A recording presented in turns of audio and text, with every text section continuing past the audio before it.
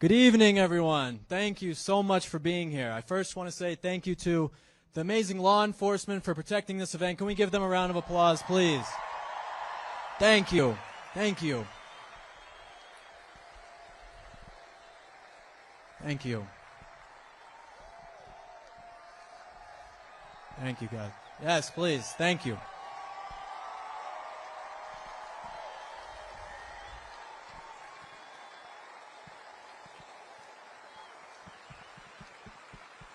Thank you.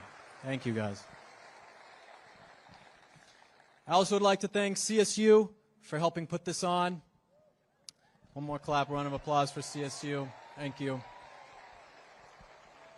And of course, to all the Turning Point staff and volunteers, none of this would be possible without them.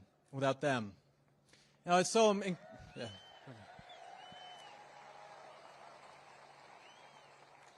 All of this doesn't feel real, does it? It feels like I shouldn't be here today. I should be home in Florida on the beach, and now I'm here with all of you, and I wish we could have all met under different circumstances, but to see all of you here, so proud of your country, so proud of Charlie, inspired by him, inspired by Turning Point USA, it's the most beautiful thing I could ever really see, to see all of you so affected by one man and what he did in all of your lives. You know, about 10 years ago, I grew up in Colorado. And I was a student at CU Boulder. Go Buffs. Sorry, guys. Sorry. I know. But I wore the green for CSU, right? So you got that, right? And I was a student there, and I remember sitting in my sociology class, useless class, by the way. And a girl comes up to me, and she says, "Oh, who are you voting for?" I said, "Oh, I don't know. I never really thought about it. I don't know you. Why are you talking to me?" And she said, "Oh, well, I'm voting for Trump." I said, "Oh, cool. Why are you doing that?" And we got into this big conversation, and she started talking to me. And I was like, wow, the world is way different than I thought it actually was. And she said, "Why don't you come to one of our Turning Point USA chapter meetings, and we can discuss this, and you can find out more about it." I was like, okay. So at CU, I went to one of the Turning Point meetings, and I was inspired beyond belief. It was one of the greatest moments of my college career, the 2 years that it lasted. Before I dropped out. And it was incredible to see so many people fighting for the values that made this country. And after I found out about Turning Point USA, I got all hooked up with them. I started skipping all my classes and debating kids with tabling. It was fantastic, and my professors would walk by and say, "Why aren't you in class?" I'd say, "What do you think about capitalism?" and get them to talk to me. And eventually I decided on my own to just go and start Turning Point chapters all across the state of Colorado. Working around it was amazing. And then Turning Point got in touch with me, and they're like, "Hey, we're starting this new campus coordinator initiative. We'd like you to come to Chicago, learn from Charlie, and be one of our first campus coordinators." I said, "Wow, this is amazing. Who's Charlie?" You know? And I go to Chicago, and we're in this little room. It's maybe 8 other students with me, and we get to hear from Charlie. He starts talking to us about the values, the ideas. He talks about how we're supposed to debate people, how we're supposed to talk to people.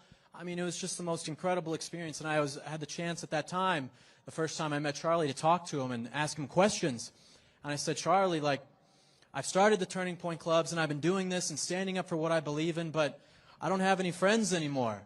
And all the people on my campus hate me now for what I'm doing. What should I do about this?" And he said, "Well, if these people hate you, if they're not going to be your friends, they probably weren't your friends in the first place."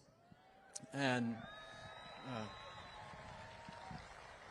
that was something that really stuck with me, because if any of you guys know me, you know I've been in the political media world for the last 10 years, working with PragerU and other things, and if you know anything about politics and media, the number one thing is that everyone's a liar and everyone's a fake, right?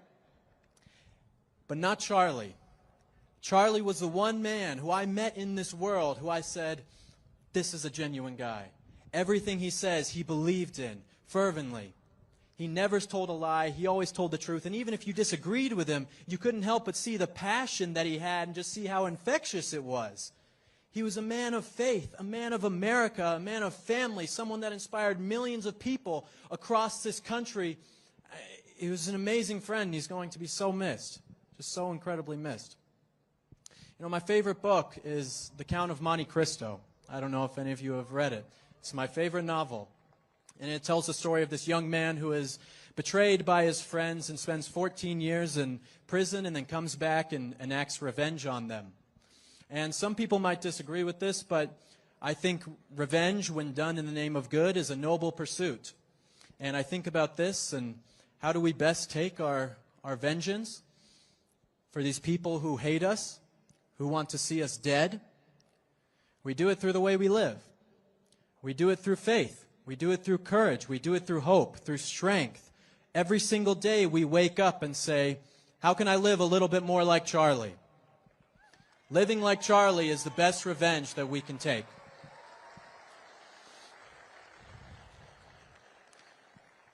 You know, I see all these people now online after this has happened over the last week, and there's already these discussions.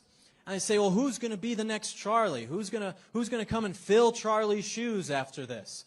I say this is a ridiculous endeavor that we're even discussing this. No one can fill Charlie's shoes.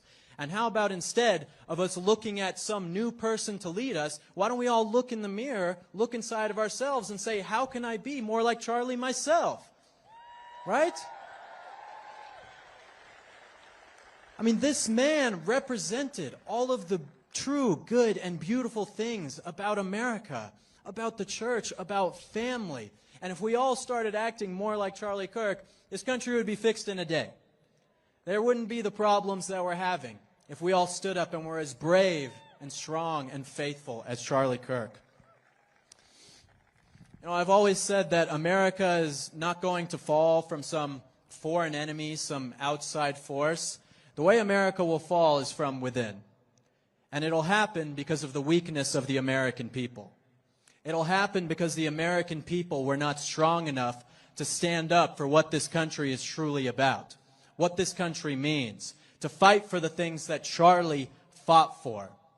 We are at a crossroads, and your resolve is about to be tested more than ever. We can never go back. I hope you all understand that. The morning of Wednesday last week, that America is gone. And there is no going back before that. But your resolve will be tested. It will be incredibly easy to wallow in fear, to sit around and do nothing. It's also so easy to think, how can I commit evil acts to defeat evil? Both of these are a fault. To attain true justice with what we are trying to do, how to fix America, you must love and act according to goodness and hate and try and destroy evil. That is how we bring this country back. Thank you. Thank you.